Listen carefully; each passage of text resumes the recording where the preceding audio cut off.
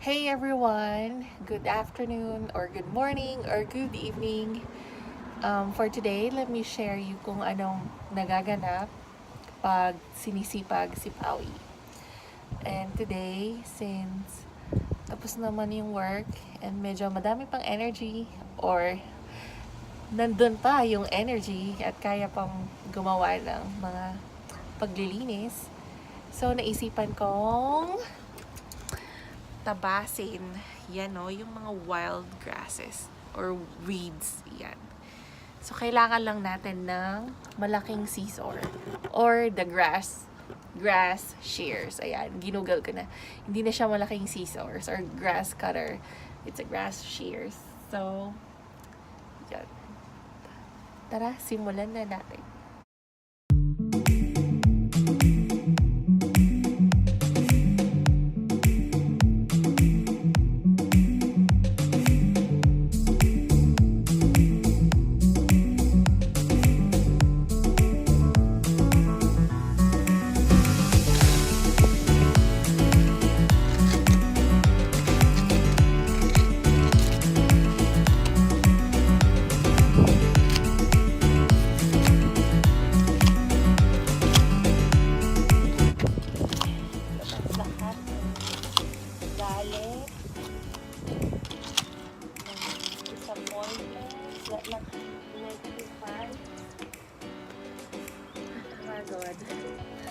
Kung napapansin nyo, parang ang tagal or bagal kong maggupit kasi nahihirapan ako na natamaan siya sa mga bato-bato.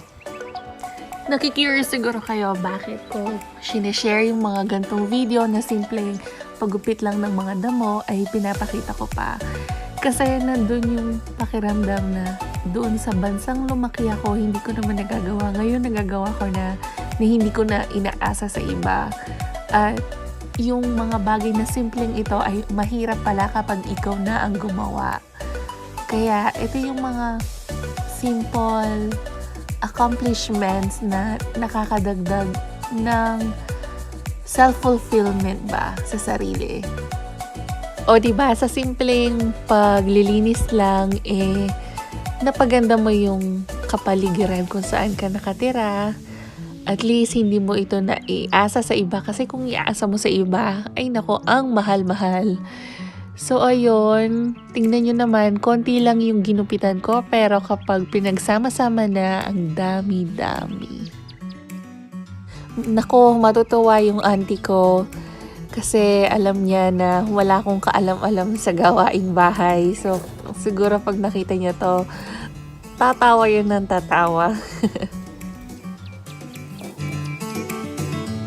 Nanay at tatay ko, siguro sasabihin nila pag nakita nila ito, ay mukhang linalagnat si Pawee. Ayun, so kapag nga naman sinumpang ang kasipagan, so lubos-lubosin na natin, nailinis na natin yung front yard, and iwas na rin sa allergies kasi spring na, so kailangan malinis. So ayun, masaya naman siya, para nga siyang therapeutic para sa akin. Part na rin siya ng parang pag-gardening.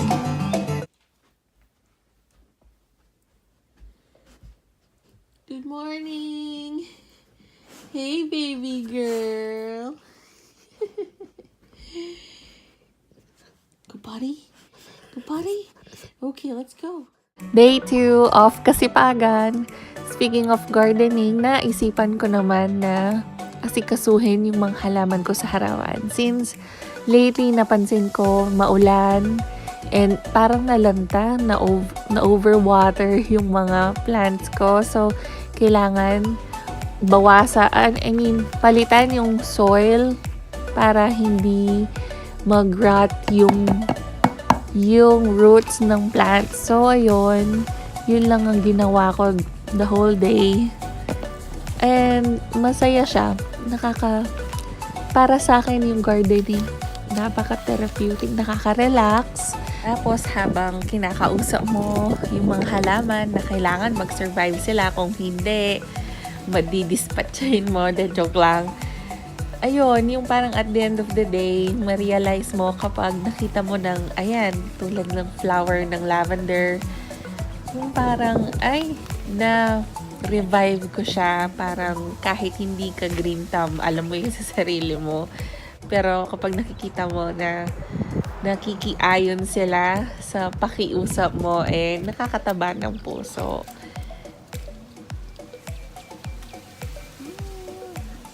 This is my spring onions.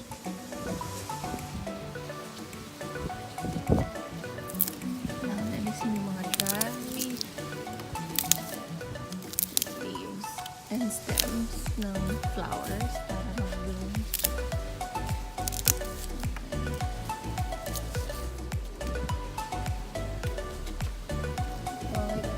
I think this is garlic. This is succulent.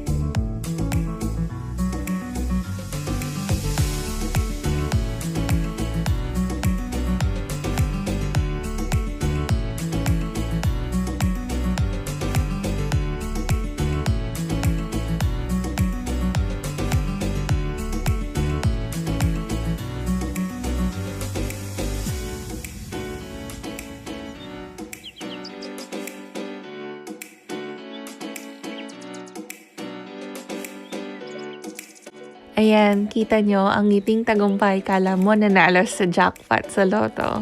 Iba kasi nga naman ang nabibigay ng halaman sa'yo, yung happiness niya. And, ayan, ngayon naman, magtatanim tayo ng sunflowers and, ano kasi, poppy flowers. Ayan. So, sana mag-survive sila. Sana tumubo.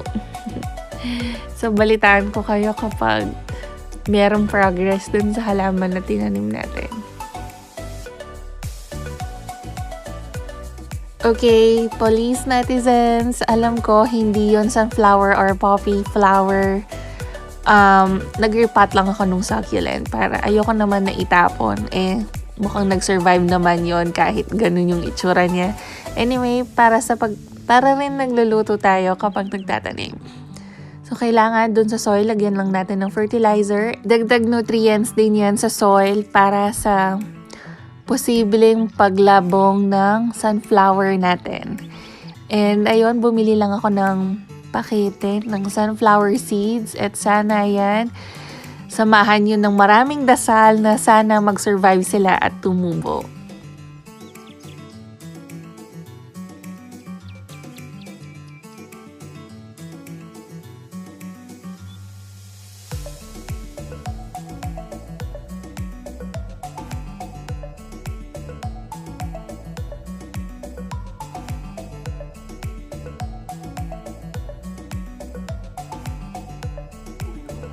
After ng mahabang araw, ayan, deserve ko ang ice cream na to, ang reward na magpapatunay na hindi ka lang humilata, hindi ka lang nag-internet, or hindi ka lang nag-binge watch ng Netflix or kung anumang series ang pinapanood mo.